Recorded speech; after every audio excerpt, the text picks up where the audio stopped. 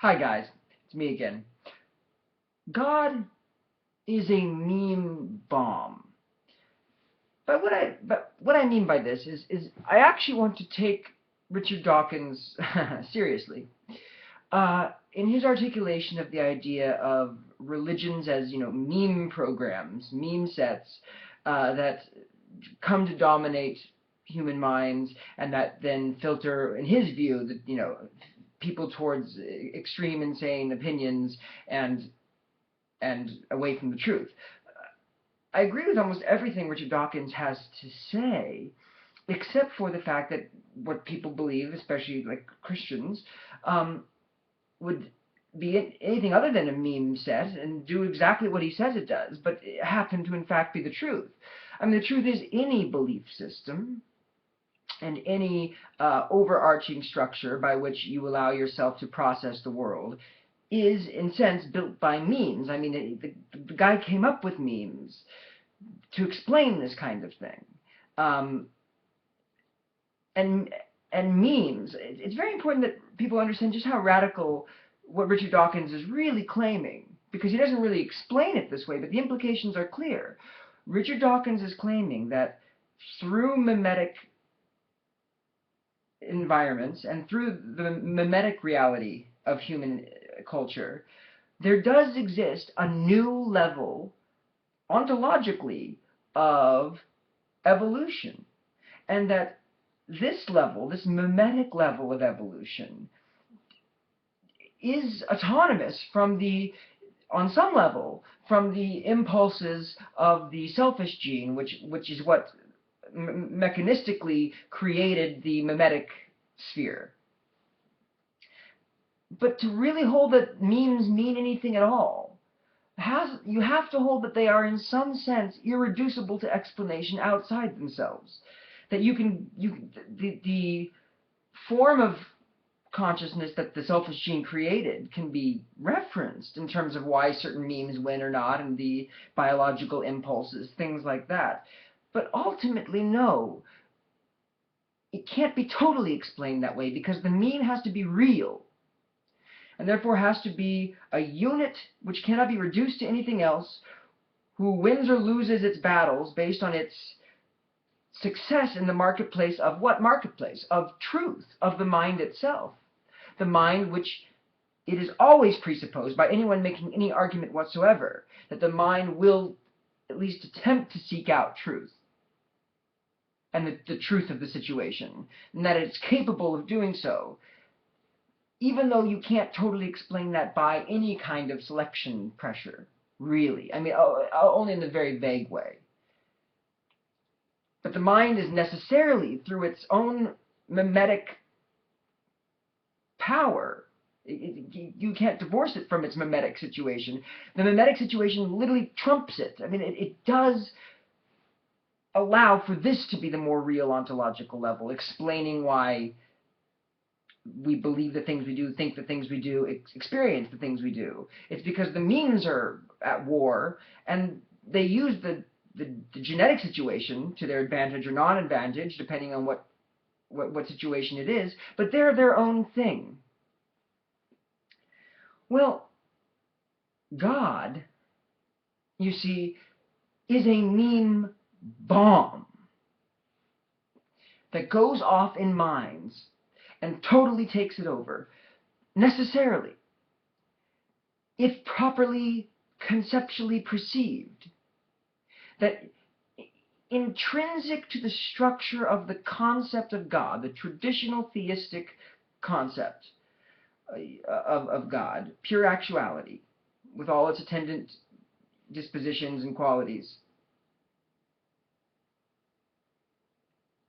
it grips the entirety of the mind and the entirety of a meme set, if you allow it to, totally. I mean, there's a saying in Christianity that, we are wired for God, and that, we're meant to find God.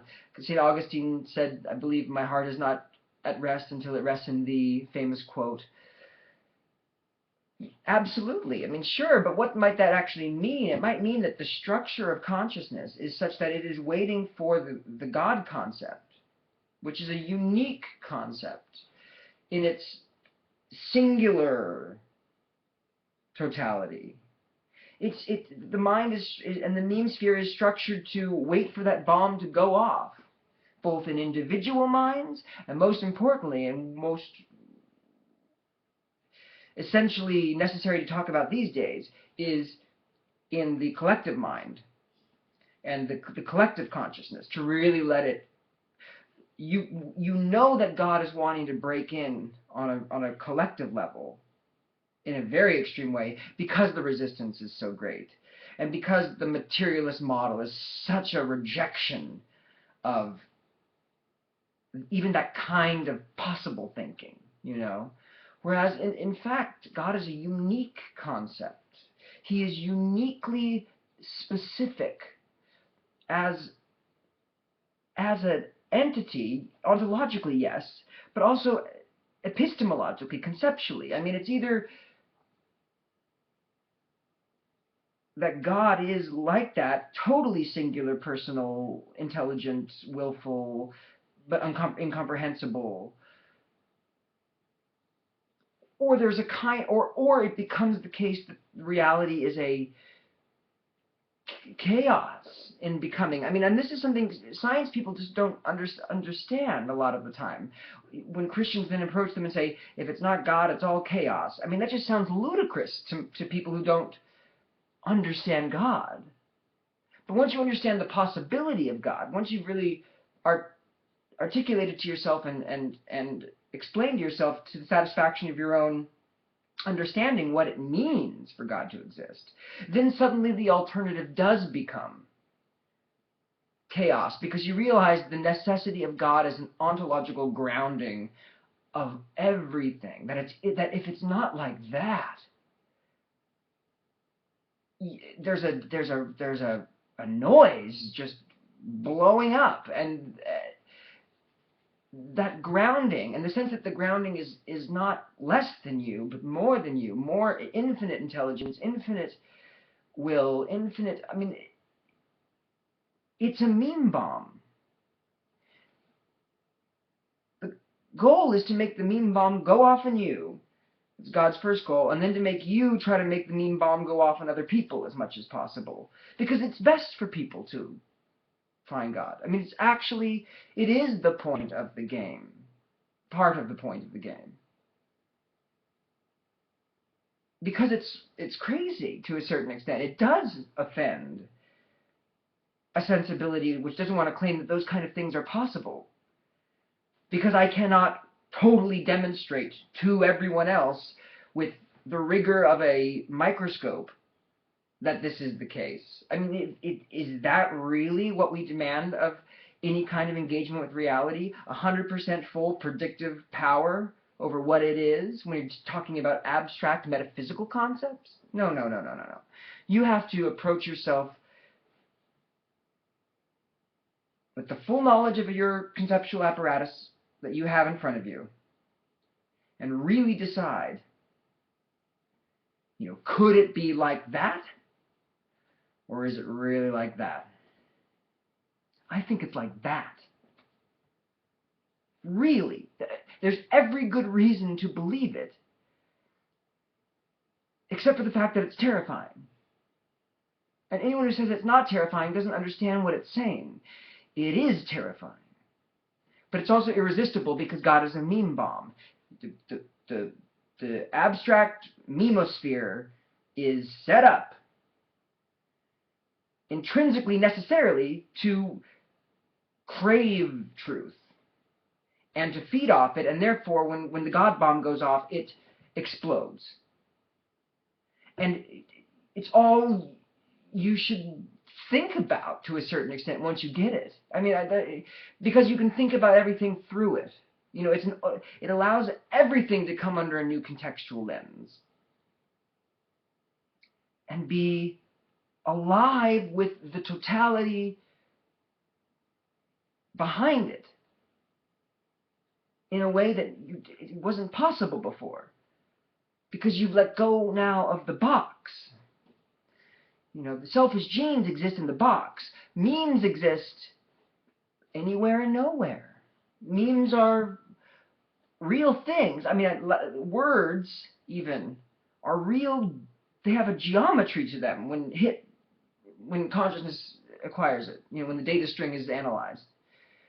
Words have a ontological power that cannot be put in the box totally. Though their effects can be, because you see the thermodynamic effects. But what they are is irreducibly mimetic and contain their essence by their content, not by any digital structure. That's all I wanted to say about memes, and you know, how fantastic that Richard Dawkins thought up the concept of memes. They are a great way to articulate a level of reality that, simply put, someone like Richard Dawkins, a hardcore materialist scientist, should deny exists, for the reasons I mentioned.